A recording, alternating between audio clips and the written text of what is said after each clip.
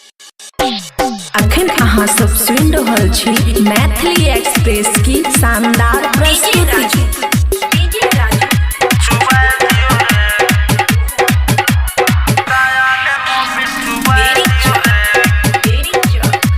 खुशी recording studio बलुआहा।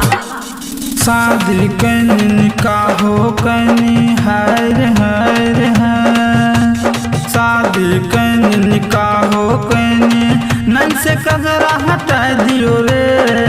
का कही मोर देवरा के खेला, किसाया में मोबिल चुबा दियो रे, किसाया में मोबिल चुबा दियो रे, किसाया में मोबिल चुबा दियो रे।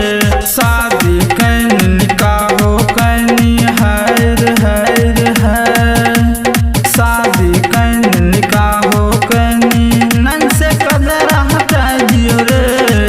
का कही मोर देवरा के खेला, किसाया में मोबिल चुबा दियो रे, किसाया में मोबिल चुबा दियो रे, किसाया में मोबिल चुबा दियो रे। चुबा दियो रे। डीजे राजू चुबा दियो रे। खुशी रिकॉर्डिंग स्टूडियो बलुआहा। सैया हमार मिलन के लाल दूसल बा हमरो यार से, जवानी जियान भनी नीलाम होखता उनके विचार से। सैया हमार मिलन के लाल दूसल बा हमरो यार से, जवानी जियान भनी नीलाम होखता उनके विचार से। यारवा सुतैनी जीवा ललचैनी आह आही रे माई, यारवा सुतैनी जीवा ललचैनी पलंग पे जाके सुलाई दियो रे। का कही मोरा देवरा के खेला, किसाया में मोबिल चुबा दियो रे, किसाया में मोबिल चुबा दियो रे, किसाया में मोबिल चुबा दियो रे।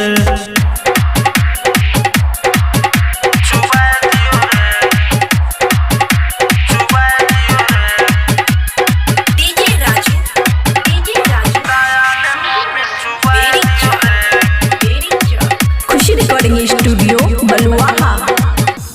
यरवा के सुख सैया के दुख मिले न रही रे झूठे, कमर के ओरी देवे ल छोरी छोटू कबू ना बुझे रे माई।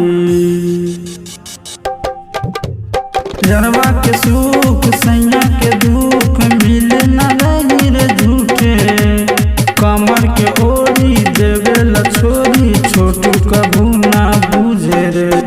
नीलामो भैनी यरऊ न पैनी हर हर है, नीलामो भैनी यरऊ न पैनी होके त पलंग पे सुलाई दियो रे।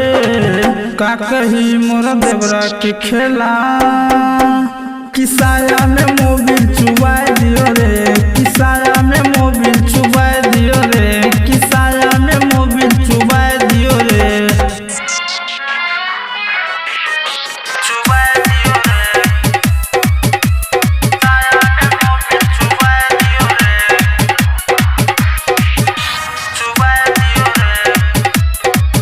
खुशी रिकॉर्डिंग स्टूडियो बलुआहा।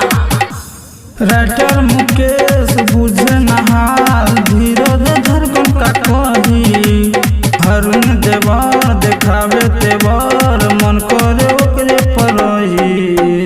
आहिर दादा आहिर माई, राइटर मुकेश बुझे नहाल धीरज धड़कन का कही, हरुण देवर देखावे तेवर मन करे ओकरे परही। वकील Raj Shah Bihari hire hire hire, वकील राज शाह बिहारी पलंग पे जाके सुलाई दियो रे। का कही मोर देवरा के खेला, किसाया में मोबिल चुबा दियो रे, किसाया में मोबिल चुबा दियो रे, किसाया में मोबिल चुबा दियो रे। खुशी रिकॉर्डिंग स्टूडियो बलुआहा।